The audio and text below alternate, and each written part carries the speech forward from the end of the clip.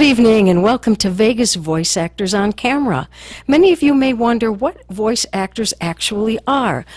Generally, voice actors are not seen. They just read, like in cartoons, in the Simpson movies, anything like that where you don't see the actor, you just hear them. That's what voice actors are. But we're stretching out a little bit and coming to you on camera.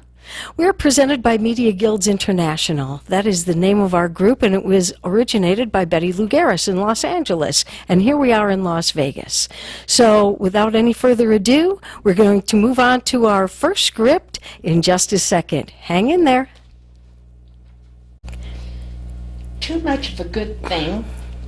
We have Madame Fortuna, dramatic, sympathetic, and Tiffany, a ditzy girl who will go to any length to get her man.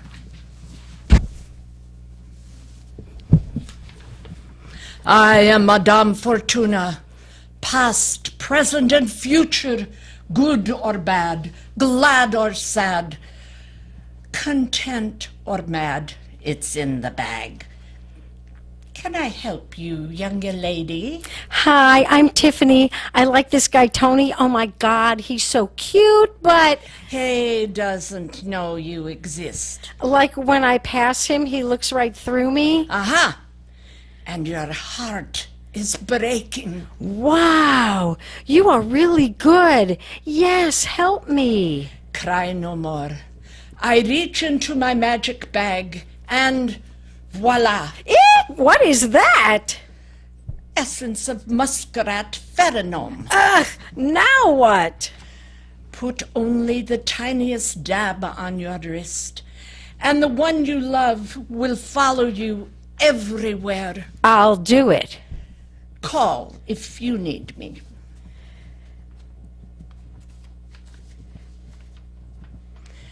Hello? Madame Fortuna here. It's me, Tiffany. Do you have any antidote for the potion? Maybe. Why? There are about 5,000 muskrats at my house. I'm on the roof and no Tony. Help! Call 911. I'm retiring. Lou Garrus, who just read the last script with me, our director, also teaches at CSN here in Las Vegas, and she has just finished a class. We're going to have two of the graduates on, so stay with us. With us we have two graduates of Betty's last class, Steve Word and David George. And these are definitely gentlemen I have to look up to, if you know what I mean. So Steve, how did you enjoy Betty's class? Tell us a little bit about it. I enjoyed it very much. Words can't even begin to explain, especially being new to it and fresh and freshman wet behind the ears, whatever you want to call. Just a great experience, Betty, and also working with yourself. What did you expect before you came to the class, and how was it different when you actually went through it? To be honest, I had no idea. I didn't know what voice acting involved or how involved it could be, so just didn't have any idea really, which is why I took the class. But surprisingly enough, how difficult it is and how easy you guys make it seem. So yeah. It is. For people that have never done this before, it's a lot more complicated than you think, but very interesting. And David, I know you've taken other classes before. How did Betty's compare to some of your other classes? This one compared, well, during this felt really more personal, and it went into a different branch of areas that most actors might want to go through, because when I was training inside of a studio, and there was a lot of things involving mic technique and the whole science behind when you're actually in the studio and all that other stuff. But this definitely gave me just as much insight, and I honestly wasn't expecting that much, but it was a lot of fun. It was very enjoyable, and that's all. Then that's really mostly what I'm looking for when I go for coaching. I just want to get as much insight as possible. I've been training for, I've been training for like 3 years, and I'm always I'm always enjoying it. This is my thing. And I know because I recorded them at the class. We did just a little bit of recording over at CSN, just so they could listen to themselves and hear it back. And both these gentlemen were excellent, really excellent. Both you, Steve, and you, David, you did a great job. Thank you. Really Thank you very did. much.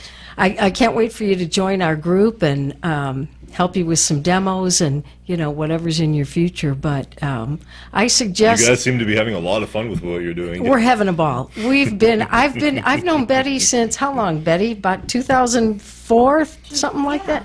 I think About 12 years. Yeah. About 12 years ago, I joined the group, and I tell you, it's just been so much fun. We have so many wonderful people in this group. So my suggestion, anyone that is interested in voiceover in the slightest, please call CSN, get the calendar from CSN, join Betty's class, and then come join us. So thank you. We're coming up with another segment of our show right after this.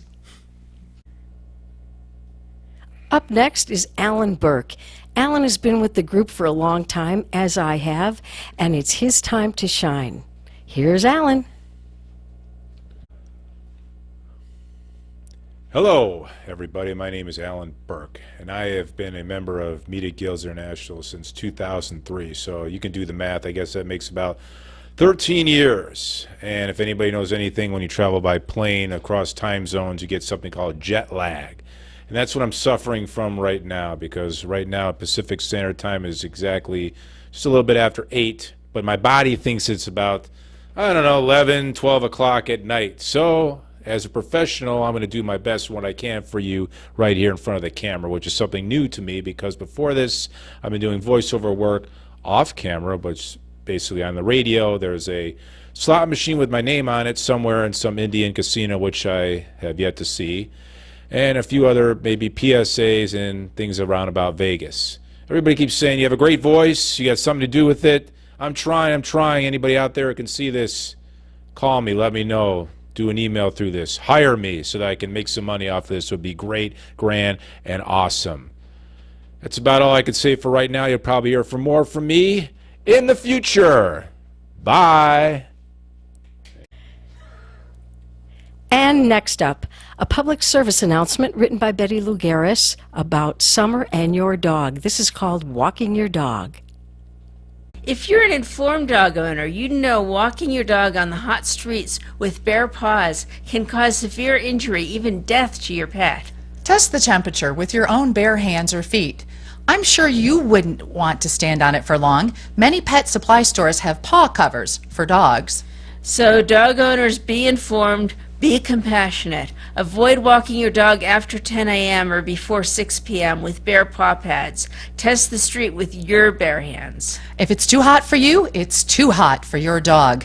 This message is brought to you by Media Guilds International, Vegas voice actors, and this radio station. And now another My Time to Shine with one of our newer members, Gabe Uriarte. Hello, ladies and gentlemen. My name is Gabriel Ivan Uriarte Garcia, but since it's a tongue twister, people call me Gabe. I am a voice actor.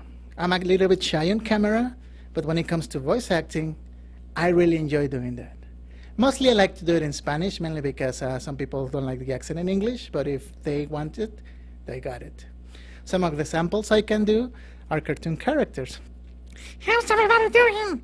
Hey, hello. I wanted to ask a question, but I don't know what to ask. Hello, everybody. I am the Princess of the Fairies. I'm so happy to be here tonight. I'm afraid. I'm sorry, but I don't know what to say. Woo! How about a witch? Everybody, you're under my spell! So yeah, also I consider myself funny. I don't know if anybody else thinks I'm funny, but I think I am. Nobody laughs, so I guess I'm not. This is an interesting segment of our show. It's called Improv. Now, what we're going to do with Diana and Isaac, we have some little cubes here. They all have pictures on them. Different pictures, different subjects, and I'm going to throw them, and they're going to each pick one up and make a story. So this will be interesting. Here we go. I'll grab the first cube that's in front of me. And I have an octopus. What am I going to do with that? Okay, you have? I have a butterfly in the net. Oh. Interesting. Are you ready? Are you ready? Yeah. Are you ready to butter my fly? Oh, don't make me say what I'm about to say, because it could be really bad. As long as I don't ink you. I'm going to leave it at that. Okay. Are you ready? Let's do this. Oh, Mr. Butterfly, you're so lucky. You get to be two things. And you get to be two things, and I only get to be one. What's it like to fly? Yes, well, it is a beautiful experience to fly. I will watch over you as you gaze the ocean and seas. Can you swim? No, but I can swim in your head? Can ya? Not really, but you can take me for a ride. Do you want to go underneath? Are you trying to kill me? What happens if your wings get wet? I die. Oh, maybe that's not a good idea. No, it isn't. I like all those dots on your wings. Hey. It almost looks like somebody put ink on them. Did you ink me when I wasn't looking? I did. I squirted you. Ooh, my fly is really buttery right now. Are you fluttering by, Mr. Butterfly? Yes, we might need a safety net to catch us while we're falling for each other. Oh, speaking of nets, is it kind of scary when you're on your way and somebody tries to grab you with one of those nets? Yeah, you know, the inconsiderate, you know what? They're just so jealous of my beautiful colors. But see, when they do that, then they take you and they pin you on a corkboard. That's gotta hurt. Yes, but with a friend like you with all those long legs and arms. I'll smack them. Thank you so Into much. next week, I'll smack them for you. You smack them? I'll smack them right into next week if they try that. Except for, I have a problem with people that have nets too, because see all my legs? Yes. When one gets tangled, so do the other 7. It sucks. Your legs suck really hard. They're very strong, sleek and sexy too. Thank you very much. You know, I work out on a daily basis. I do water aerobics. Yeah. I do. Do you? I do. What type of exercises do you do in the water? Well, I kind of pull my legs out, and then I pull my legs back, and then I pull my legs out, and then I pull That's my like legs that? back, and then I squirt, squirt, squirt, and I do it again. Ah. It's kind of like Kegel exercises, the frog kick, and synchronized swimming with myself. Well, we have to get it there together and do a tango, because I do chest flies. You do? Yes. Like the butterfly, like The Mark butterfly. Spitz in the 1972 Olympics. Wow! That's right, that's right. Wow! That's right. Does anybody do the octopus for a sport? Is there a medal for that? We can create one. Okay, I like that. Can we make it a black one? That's the only color I can make. Okay. Okay. Let's do black. Black is beautiful. Yes, it is. It's dark and lovely. Woo! Thank you, guys. Up next, 3 of our favorite voiceover actresses doing a script called Book Talk. Welcome to Book Talk. We are here with Mrs. Hortense Haverschat, entrepreneur and author of the #1 best-selling book, How to Get Incredibly Wealthy for the Deaf, Dumb, and Blind. According to my notes here, this book was written entirely in Braille and has caused a tidal wave of people interested in classes that teach sign language and Braille. Mrs. Haverschat, how do you explain the phenomenon going on today? Mrs. Haverschat? Mrs. Haverschat? She isn't answering me. Is she all right? She's deaf, dumb, and blind, you ninny. How in the hell am I supposed to do an interview with her if she can't answer questions? The director says she knows sign language. But I don't. Stand by. He says to ask your questions in Braille. What? Braille, you know the little dots? I know what Braille is, you dolt, but I can't read Braille. You don't have to. We'll put it up on the teleprompter. First off, she's blind. Second off, if you put Braille, you have to read it by touch. How is she supposed to feel the little bumps if it's on a teleprompter? Stand by. Do you want us to send for an entrepreneur? You mean an interpreter?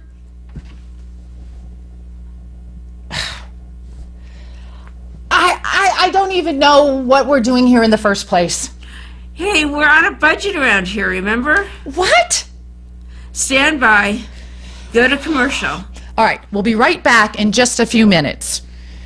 I don't know who in the hell set this thing up. This is ridiculous. Due to circumstances beyond our control, the second half of Book Talk cannot be seen at this time. We switch it to the following program.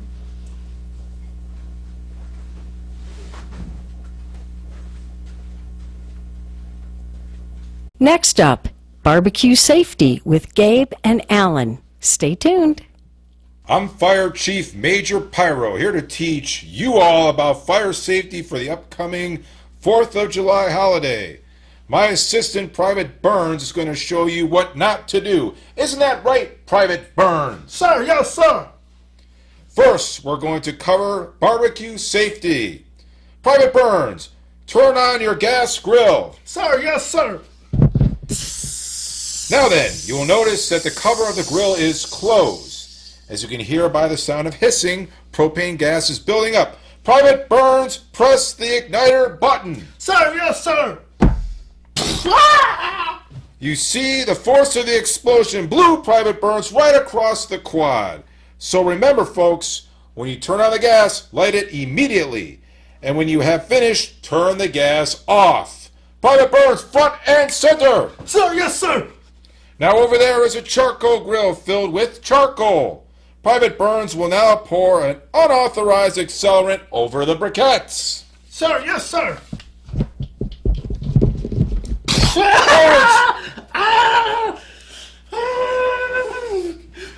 Feel the burn now, don't you? Sir, yes, sir. Extinguisher crew, put out Private Burns. The private only poured 2 cups of regular unleaded gasoline over the coals and lit it.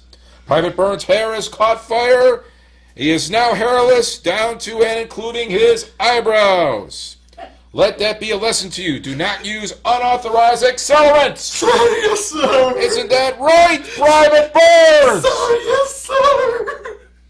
I do believe I'm hungry. Private Burns, reach your hand into that barbecue and put a burger on this bun. Sir, yes, sir.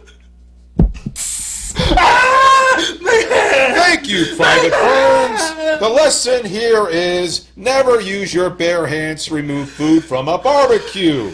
Always use metal implements. Sir, yes, sir. Oh, sir, my hand. Reach into that tub and slay butter on it. Sir, yes, sir. Contrary to popular belief, butter is the last thing you want to do to put on a burn. Butter traps heat in the skin, making the burn more painful. Private Burns! Butter also does not let air in to reach the damaged area. The lack of air keeps the skin from healing and trap bacteria, increasing the risk of infection. All you end up with is hot, buttered fingers. Permission to go to the infirmary, sir. Permission granted, Private Burns. Good work, son. This concludes our holiday barbecue fire safety briefing. Now I want all of you to go out there and have a safe 4th of July. Well, I certainly hope that Private Burns is okay. Gabe did a great job in that script, and so did Alan. And speaking of Alan, we have Alan doing our next segment, which is called Drowning. This is the sound of drowning. Drowning is a silent death, which is why every year in Clark County, many children lose their lives in backyard swimming pools, bathtubs, and lakes. Even a bucket or pan of water can cause death in a very small child. If children survive, often long-term brain damage occurs because of lack of oxygen. The good news is that drowning is preventable. By installing a sturdy fence with a self-latching, self-closing gate around the pool, children cannot gain access. Lock windows, doors, and even your doggy door leading to the backyard pool when youngsters are around. Learn CPR and rescue techniques.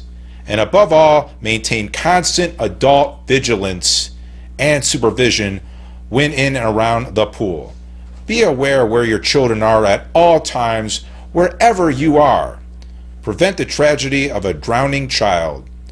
This PSA is brought to you by Media Guilds International and this radio station, WWDBcorp.com. That last PSA really was very important because I really, years ago, did see a child almost drowned, and it really was pretty scary. Thank God there were some people there that were paramedics and saved him, but you really have to be careful with your children. Coming up next, our last script for the night, and it's called When It Rains. Sylvester, we'll call him Syl for short, met Rain on a stormy night. Her car had broken down.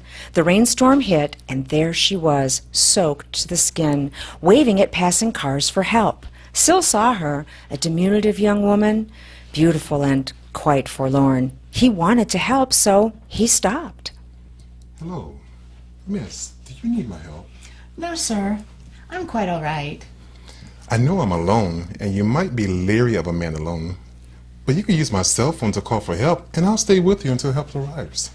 Rain sized Syl up and apparently decided he was okay.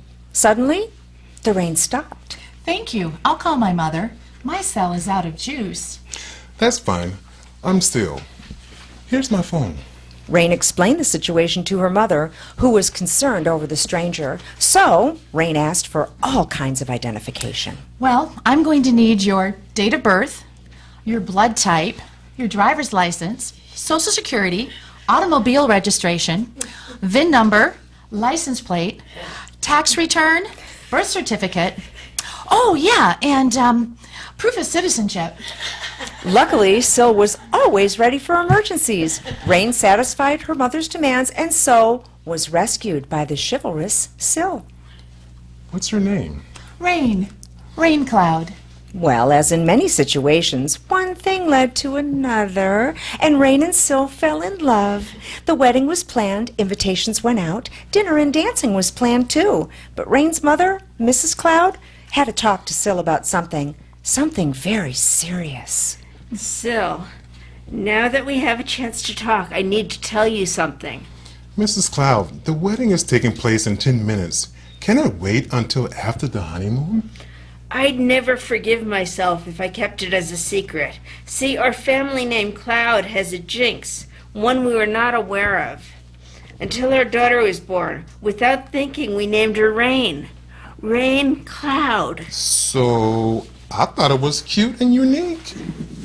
So did her father and I, but whenever she did not get her way, a huge deluge of... Just then, the best man came in and pulled the groom to the altar before Mrs. Cloud could say any more. But she said a secret prayer that would absolve her of any further responsibility.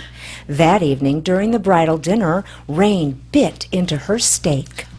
Syl, this steak is tough. I want another one. Waiter, bring me a tender steak. Here, have mine, darling. No, I want a new steak. Suddenly, rain poured so hard the ceiling was leaking. The entire wedding, guests and all, were soaked. After the dust, rain settled, Syl had one episode after another. Syl, I want a Hyundai. I don't want a Hyundai. I want a Mercedes. But darling, 2 cars is a bit of a strain on the budget, let alone a Mercedes. Is that so? I tried to tell you. Syl, I want us to move to another house. But sweetie, we've only been here 6 months. I think we should give it at least a year. I want another house. I want another house right now. Not again. I was about to tell you, but you were hell-bent on getting married. Syl, I want a vacation. How about a trip around the world? Can't we go to Disneyland or Catalina Island? Is that so? Oh, poor Syl. He realized he was trapped. He was stuck with a permanent rainmaker. There's got to be a cure for this. I can't take it anymore. Hello, Mrs. Cloud. This is too much. I think a divorce is the only answer. I can't say no to anything, or we could have another 40 days of rain. Move to the Sahara. So, move they did. Within 2 years, the Sahara became a different place. Now Sylvester and Rain run a successful destination resort, complete with palm trees, flowers, lakes, fishing, and swimming. When things got a bit too dry, all Sylvester had to do was say no, and Rain would rain. Las Vegas? It's too dry there, so business dried up, and all the gaming equipment was sold to Sylvester, who named his resort, you guessed it, Rain.